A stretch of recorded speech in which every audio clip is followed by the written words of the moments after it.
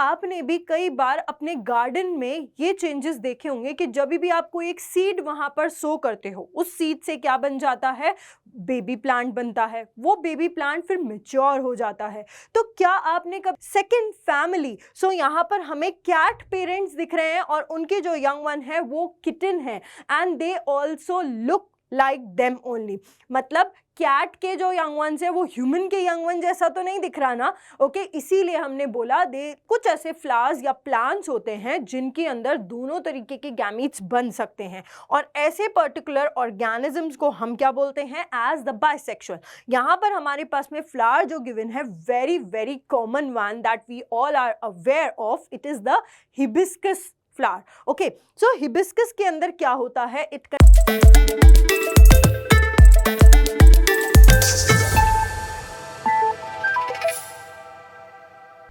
Hello students, you all are welcome. Now students, in this particular lecture we are going to start a new chapter.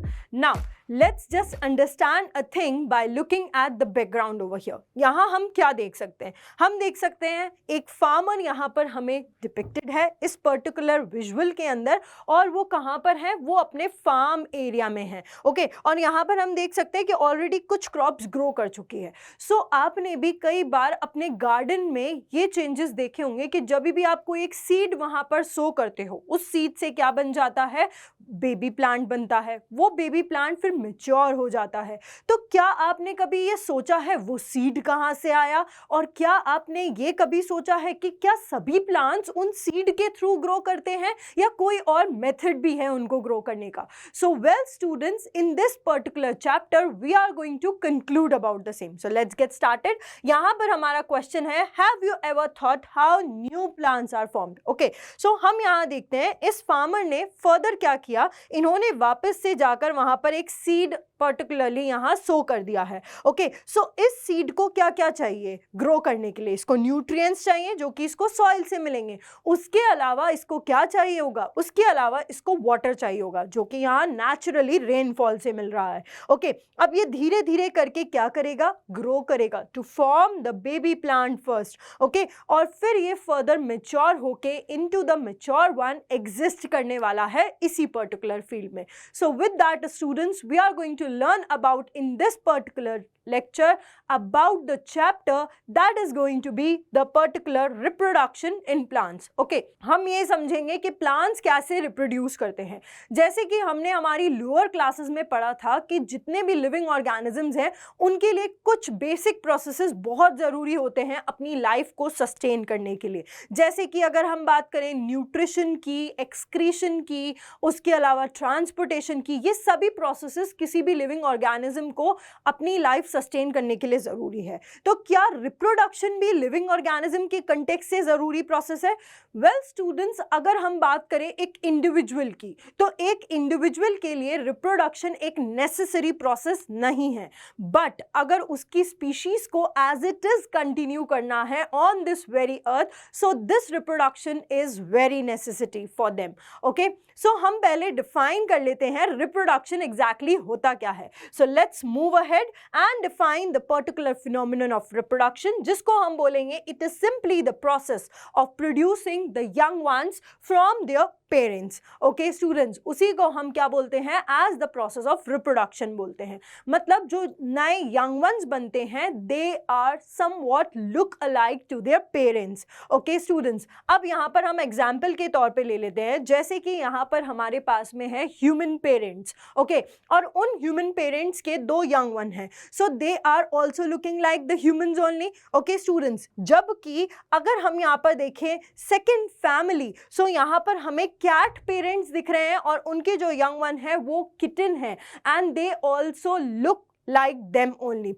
मतलब cat के जो young ones है वो human के young one जैसा तो नहीं दिख रहा ना। ओके, इसीलिए हमने बोला they look somewhat like their parents only. Okay, अब इसके बाद में नेक्स्ट अगर हम बात करें प्लांट्स की, जिसके बारे में हम डिस्कस करने जा रहे हैं, तो उसमें कुछ स्टेजेस वो अंडरगो करते हैं। जैसे जब हमने सीड सो किया तो बेबी प्लांटलेट में कन्वर्ट हुआ, मैच्योर होने पर उसमें फ्लावर बियर किया, and finally it bear the fruits over there. Okay students, तो ये तो हुआ about the introductory part of the same.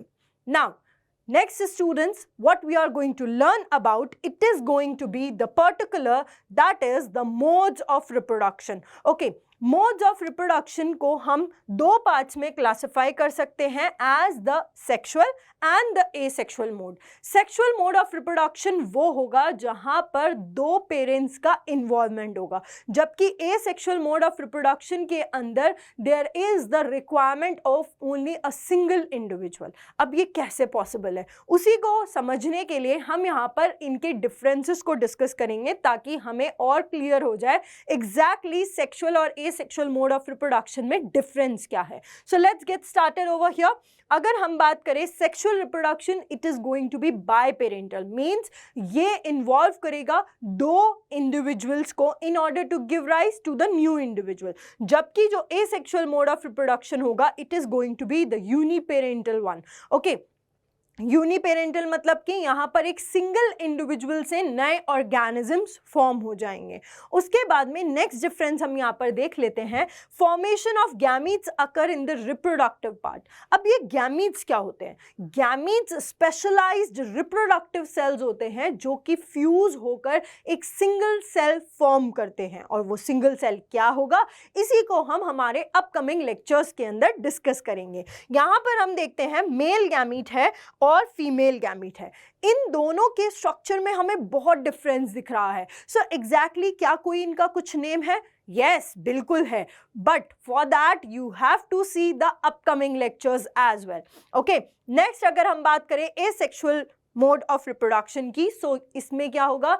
It would be involving only the vegetative parts of the plant. Vegetative parts कौन से parts होते हैं? जैसे कि अगर हम बात करें किसी भी एक प्लांट के अंदर फ्लावर के अलावा जो पार्ट्स हैं जो रिप्रोडक्शन में पार्टिसिपेट नहीं कर रहे हैं वो क्या होंगे? वेजिटेटिव पार्ट्स होंगे. For example stem, root, leaf, these all are the vegetative parts of the particular plant. Okay, और फ्लावर क्या होता है? It is the reproductive part. But हमें पता है सभी प्लांट्स के अंदर फ्लावर नहीं होते हैं. होते हैं क्या? नहीं. ओके, सो स्टूडेंट्स, उसके बाद में नेक्स्ट डिफरेंस हम यहाँ पर देखेंगे, सेक्सुअल रिप्रोडक्शन में it involves the fusion of the gametes. अब क्या एसेक्सुअल में ऐसा कुछ होगा? वेल, कैसे हो सकता है? वहां तो फॉर्मेशन ही नहीं हुआ गैमीट्स का, तो फ्यूजन कैसे होगा? ओके, सो हम ऐसा बोलेंगे that fusion of gametes do not occur. Okay, अब इसमें आप यहाँ पर देखिए, इस जो सिंगल पेरेंट या सिंगल इंडिविजुअल से नया ऑर्गेनिज्म डेवलप हो रहा है वो किसी एक स्टेम को इन्होंने यहाँ कट कर लिया, उसको एक डिजायर्ड चीजें यहाँ प्रोवाइड कर दी like water and the nutrients. अब उसमें से अब देखिए मिडिल ऑफ द स्टेम में से कहीं से यहाँ से कुछ रूट्स अराइज हो रही हैं. So what sort of roots are these? हम इन रूट्स को बोलते हैं as the adventitious roots. Okay, जब भी कोई भी एक part rather than its desired place arise हो तो हम उसके लिए टर्म यूज करते हैं adventitious. ओके, नेक्स्ट देखते हैं, यहां पर हमें एक पॉइंट नोट डाउन करना है. जिन ऑर्गेनिजम्स में सिंगल गैमीट्स प्रोड्यूस होते हैं, मतलब या तो फीमेल गैमीट्स प्रोड्यूस करेंगे उनके फ्लावर्स या फिर मेल गैमीट्स प्रोड्यूस करेंगे, तो हम उनको क्या बोलते हैं? एज द यूनिसेक्सुअल फ्लावर्स और एज द यूनिसेक्सुअल प्लांट्स. ठीक है, यहां पर हमारे पास में एक एग्जाम्पल है पपाया फ्लावर का. ओके, सो ये क्या है? इसके अंदर हम यहां देख सकते हैं this one is the male flower. ये कौन सा वाला फ्लावर है? This one is the male flower. और ये वाला जो फ्लावर है this one is depicting the female flower.